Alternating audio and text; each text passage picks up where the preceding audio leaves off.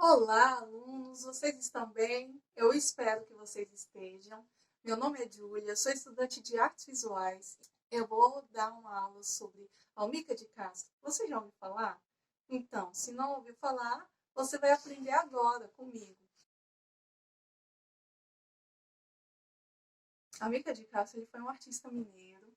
Ele não é exatamente moderno, mas também não é exatamente contemporâneo. Digamos que tem uma mistura aí, porque foi uma espécie de uma época de transição, né, em que o moderno estava deixando de ser moderno e estava começando o contemporâneo. Isso não existe datas específicas, a partir de hoje, a partir desse ano é contemporâneo. Não, não é assim que funciona. É uma coisa mais subjetiva.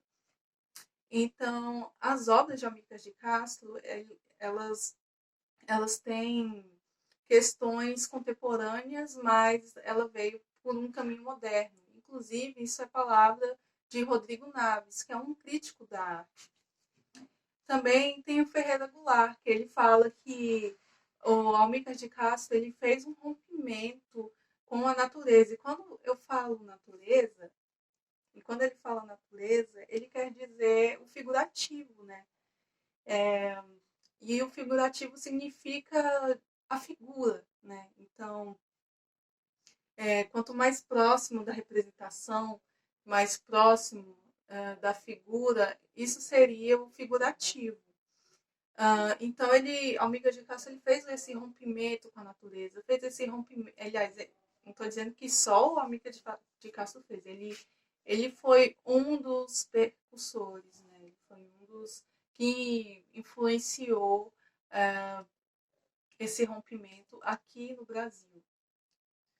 E esse rompimento com a natureza, com o figurativo, trazer algo mais abstrato, né? Bom, Almícar de Castro, ele frequentava cursos de arte, né? Ele já era formado em Direito e ele passou a frequentar cursos de pintura, desenho, escultura. Ele fez curso de desenho com Guinard e fez curso de escultura com Franz Weismann. O Franz Weismann ele era um artista figurativo, né? Mas acontece que Almícar de Castro ele já tinha ele já estava direcionado para o abstracionismo, né? Tipo, se você observar os desenhos dele, as pinturas, você consegue entender de fato o que é que ele está representando ali.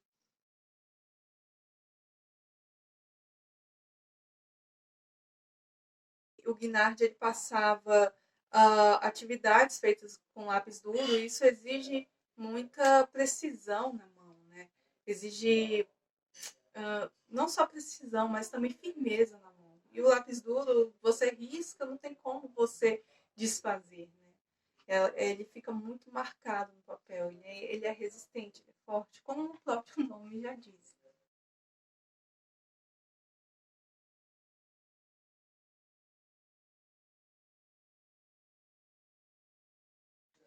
E nesses, esse contato mostra como ele estava direcionado para isso. O que começou assim, mais tarde ficou muito mais explícito, ficou muito mais forte.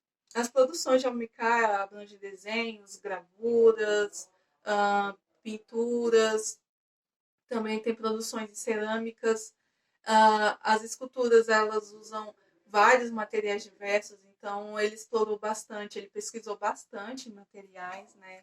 E o que ele mais se identificou foi o ferro, o aço, inox, os metais, né, no geral. Mas ele também fez escultura de madeira, de mármore, de vidro. O ferro foi o que ele parece que demonstrou mais afinidade, né? E ele, por trabalhar de uma forma muito simples e direta, esse é o jeito de trabalhar, ele mesmo afirmava isso. Então, o ferro foi o que mais assim deu certo com o estilo de trabalho dele. Mas também não só isso, a cor do ferro também é algo muito especial para as obras de Almir. O Ferrugem, ele é uma ação do tempo, sabe? E o tempo vai agindo sobre a obra e vai dando outra cor à obra. Ele gosta do cor do ferro, ele gosta da cor do ferrugem.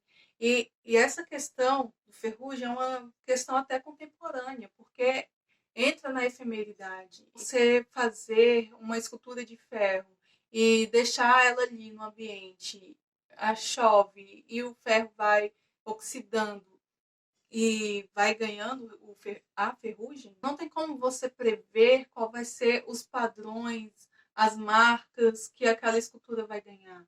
Ela está ali à mercê do que vier a acontecer com ela. E se ela está em um ambiente que tem natureza, ela foi colocada no chão, a vegetação ela pode tomar conta da escultura, né? Inclusive, para mim, até parece que a escultura, aos poucos, ela está sendo mergulhada no solo, né? Isso vai acontecendo ao longo dos anos e aconteceu com algumas esculturas do Almícar de Castro. A escultura, ela não é só, digamos assim, o formato geral. Tudo que está ali em volta e transpassa os espaços dessa escultura, né, faz parte da escultura também. Ou seja, digamos que os negativos da escultura, ela também é escultura. Então, as duas têm o mesmo peso. A escultura não é só o material, mas o que está integrando ele. Inclusive a luz, né? A luz, ela participa muito das obras de Almir. É como se a obra ela estivesse aberta, dobrada, mas como se fosse uma espécie de convite para a luz entrar, né? A luz entra nos espaços da obra e participa. Essa luz ela pode mudar de intensidade ao longo do dia. Isso é muito interessante, né? E por mais que você pense que a escultura ela seja só esse formato que esteja ali na frente, o que está além da escultura participa dela. Por isso que os espaços eles compõem a escultura. Não é só um material em si, não é só o objeto em si, mas o que está à volta também. As esculturas, antes de elas serem executadas, elas eram desenhadas. E esses desenhos que ele fazia eram em telas, com tinta preta. Nas telas menores, digamos, mais ou menos assim, desse tamanho, ele fazia com pincel, e as maiores ele fazia com vassoura mesmo, sabe? Usava vassoura, gente. E então ele idealizava como seria essa escultura antes dela ser colocada em prática, sabe? Então, primeiro ele fazia, digamos que, o rascunho da escultura. Se ele não gostava do desenho, ele jogava fora, e assim funcionava. E todas essas esculturas, elas têm os desenhos delas pré-definidos antes delas terem se concretizado. Os desenhos dele, muitos se caracterizam pelo fato de fazer esse risco preto e ter os espaços brancos, né?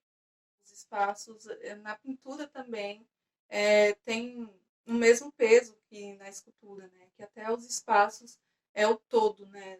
Não, o desenho não é só o risco preto, mas o que está no fundo também.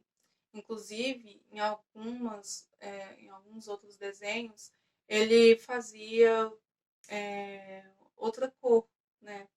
Não no risco preto, mas no fundo ele colocava vermelho, amarelo, azul. E por isso que também são chamados de desenhos, porque o Almir de Castro ele não estava preocupado com a cor exata do vermelho, a cor exata do amarelo, ou querer um azul específico. Não, ele queria um azul, um vermelho, um amarelo. Ele não estava preocupado com isso. Isso já seria uma preocupação de um pintor, né? Mas não é o caso. Como ele já trabalhou como diagramador em jornais, então ele estava mais direcionado para um lado gráfico, né? Então esses desenhos são apenas desenhos, não são pinturas. Outro tipo de pintura que também tem, ela é feita em fundo preto e tem uma linha branca passando nesse fundo preto. Na minha opinião, acho que é as mais bonitas que tem, as que eu mais gosto. Inclusive, né, eu gosto muito de linha branca em cima do preto. Mas nas obras de Almir de Castro, para mim parece como se fosse algo sendo penetrado, uma luz conseguindo penetrar algo denso, sabe? E isso tem na escultura também. Eu acho que essa minha visão foi influenciada pela escultura, essa visão sobre os desenhos com fundo preto, elas foram influenciadas pelas esculturas de Almir de Castro. Tinham blocos de ferro que eles eram mais largos, assim, mais largos, mais pesados, e eles eram cortados assim no meio, fazendo algum padrão. A luz do ambiente passava ali naquela fenda, é como se a luz tivesse cortado aquela coisa rígida, né? Uma coisa que é algo que atinge tanto todos que é como se ela fosse capaz de romper algo denso. Isso é uma interpretação minha. Então, de novo, né, você consegue ver a semelhança entre, é, a, entre a obra, a escultura e o desenho. Né? Você vê como eles são tão semelhantes, eles são tão parecidos, porque ele traz esse pensamento do desenho para a escultura também. As esculturas de Almir de Castro, elas não têm exatamente a frente, o verso e tal. Claro, vai ter esculturas que elas vão ser posicionadas de um determinado jeito, né? Mas você não pode dizer que aqui seja a frente dela, que aqui seja a parte de trás dela. Não tem isso exatamente. Você pode, claro, estando presente em frente à escultura, você pode olhar ela de vários ângulos. Então, os formatos vão sendo alterados, né? Tipo, o ângulo que você observa, a mesma coisa, ela vai ter um formato diferente. Ela vai mudando. Digamos que ela vai se deformando, né? E falando sobre formato, né? Os formatos, eles não estão apenas presentes nas placas, nas chapas, né? O formato, ele também está presente na beirada dessas chapas, né? Elas estão também presentes no próprio espaço que foi desenhado para o ambiente entrar e passar. Eu vejo, assim, as esculturas de Almir como se fossem uma janela, sabe? É como se eu estivesse olhando para fora. Ela está aberta para eu ver algo que está além, né? Muito além. É como se fossem janelas. E ali nessa janela passa luz, passa chuva, passa vento, e também passa a imagem que está lá no fundo. O formato não é só a escultura no geral. O formato ela está presente no ferro, no objeto, está presente no espaço que foi deixado, e está presente no formato geral. Né? Então, são várias formas se complementando. As obras de Almir de Castro não deixavam sobras. Ele não pensava em querer que tivessem sobras. Essas esculturas, elas eram dobradas, cortadas, mas não tinha resto nenhum. E ele queria aproveitar o material ao máximo, né? E isso é muito interessante também. Porque se você pega uma chapa de ferro, digamos assim, uma folha, né? Você pega algo que ela não é tridimensional, assim, ela não tem relevos. E você pega essa chapa e começa a dobrar ela, corta ela para um lado, torce ela para o outro, e você vai trazendo ela para o plano tridimensional. Você vai construindo algo que era bidimensional, né? Eu falo bidimensional porque elas têm os milímetros delas, né? Elas têm os centímetros de espessura. Então, eu não estou dizendo que ela é uma folha, exatamente. Ela não é totalmente plana. Né?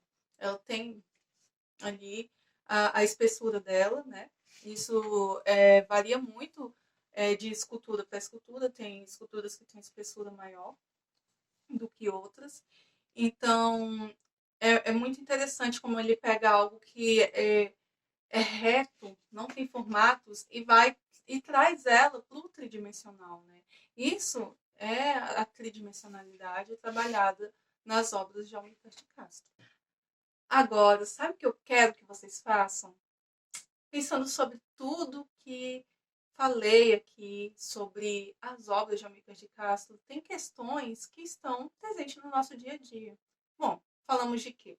Falamos dos negativos que estão presentes nas obras de Almir de Castro. Falamos do ferrugem, que o material ele vai sendo deteriorado. Também falamos da luz participando da obra, do ambiente. Falamos de como a natureza ela pode também agir sobre a obra, a influência que ela tem. Então, eu quero que vocês comecem a pensar o que no cotidiano de vocês possam estar presentes usando essas questões. Por exemplo, eu citei a janela. Para mim, a janela ela é um dos exemplos que estão presentes no meu dia a dia, que tem questões muito semelhantes com o Amílcar de Castro. Né? Claro, a janela a gente abre e fecha, mas a gente vê o mundo exterior, a luz entra, a luz passa. Se a janela estiver aberta, a chuva entra, a chuva passa por esse espaço. Também existem objetos que podem estar presentes ou estar aí do seu lado e usa alguns dessas coisas que eu falei, né? Por exemplo, a dobra, o vazado. Bom, sobre dobra, um que eu achei foi um clips, que estava bem aqui. O clips, ele é dobrado, sabe? E eu posso usar esse clips e dobrar em outros formatos, se eu quiser. Mas o clips, ele tem a funcionalidade dele, né? E ele é dobrado e você pode ver o clips e me ver atrás dele. Também outro objeto que eu peguei foi essa fita aqui, né? Uma fita adesiva. E a fita ela é vazada, né? Ela tem esse formato vazado. E essa daqui tem outros menores. Então, o que eu quero é que vocês façam uma listinha de coisas que você acha interessante que estão presentes no seu dia a dia, que usam essas questões. É isso, meus alunos. A aula terminou e falamos sobre muitas questões. Eu espero que essa aula ela possa ter complementado bastante o conhecimento de vocês, possam ter ajudado a pensar de uma maneira. E eu quero que também tenha ajudado vocês a levar uma vida com um olhar mais aguçado. A arte ela está presente no nosso dia a dia e quando pensamos nessas questões, abrimos os nossos olhos para isso. Então, o meu desejo é que vocês possam observar mais o dia de vocês e perceber como a arte está ao seu redor. É isso, turma. Beijo novamente e tchau!